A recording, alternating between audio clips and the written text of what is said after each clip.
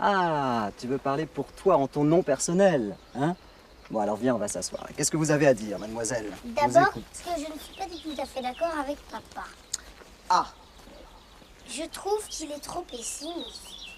alors donc, ça veut dire que tu es pour le projet? Non, encore moins que lui. Moi, que lui, ça me paraît difficile, il est totalement contre. En parole, mais il laisse faire. Moi, je veux me battre. Contre moi? Contre tout le monde et contre personne. Ah, et de quelle façon? En discutant. Vous dites que vous êtes pour la discussion. Vous n'êtes pas trop pressé? Ah bah non, j'ai du temps, j'ai quelques minutes, ça va pas durer des heures. Non, non, c'est très Bon. court. Alors je t'écoute. Voilà, je trouve que ce projet n'est pas tellement nécessaire. Bon, alors là, je t'arrête tout de suite. Ce serait quand même formidable d'avoir une piscine à 2 pas de chez toi. Tu seras pas obligé d'aller faire 5 km pour aller nager. Ça fait une petite balade à vélo, c'est pas indispensable qu'elle soit tout près. Bon, et la médiathèque, ça ne t'intéresse pas non plus? D'abord, elle est trop grande. Et puis, elle est tellement moche. Et la vidéothèque avec une dizaine d'écrans télé? Tu pourras voir des films qui passent jamais à la télévision. Moi, je trouve que c'est complètement idiot de détruire ce pré pour y mettre quelque chose qui serait aussi bien ailleurs. Dans le village, il y a des maisons qui sont à vendre pour presque rien. Je vais te dire quelque chose que tu ne sais certainement pas. Il est beaucoup plus facile de trouver de l'argent pour construire du neuf que pour restaurer de l'ancien.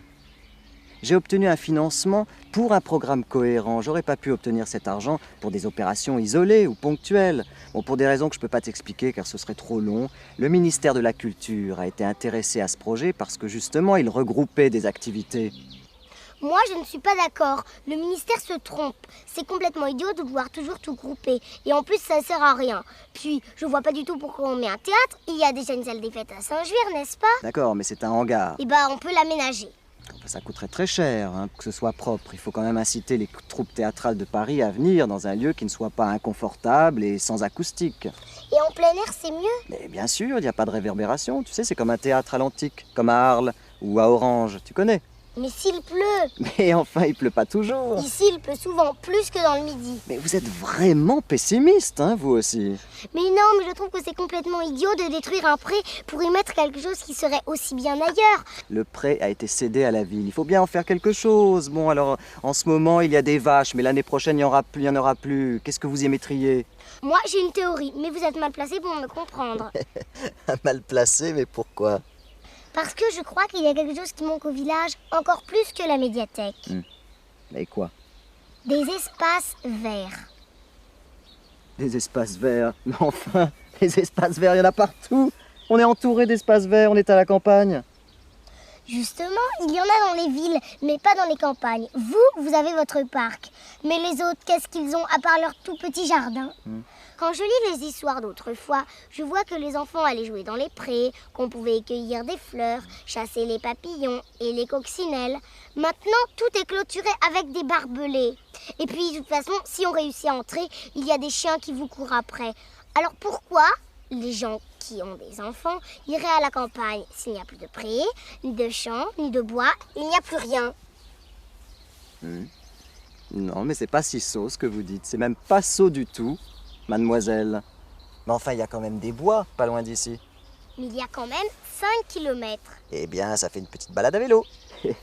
Non, j'ai pas envie de te taquiner. Mais voilà, ce qui est fait, et crois-moi, ce qui est fait est fait. La médiathèque va être construite, le projet est en cours. Mais cela dit, globalement, votre revendication est tout à fait légitime. Et je vous félicite d'avoir pensé à quelque chose à quoi on ne pense jamais assez. Bon, c'est vrai, il est certain que si à l'avenir, les prés et les champs disparaissent, il va bien falloir en transformer une partie en surface de jeu, non?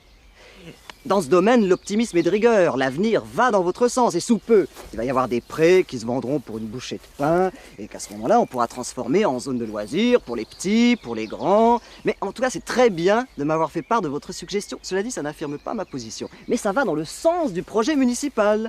Elle le complète. Elle en sera la suite. En tout cas, je trouve ça formidable de ne pas avoir eu peur de m'en parler. Je trouve ça très bien. Et quel âge as-tu? 10 ans. Ah bah dis-moi, à 10 ans, je crois pas que j'aurais pensé de telles choses. En tout cas, je n'aurais pas parlé à une grande personne. Et qu'est-ce que tu veux faire plus tard? Je ne sais pas. Bah, tu as tout le temps d'y penser. En tout cas, si tu vois ton père, tu lui dis que je suis à son entière disposition pour parler de la médiathèque, pour parler de la piscine, pour parler de l'arbre, hein. Voilà, bon, bah je vous laisse, à tout à l'heure. Au revoir.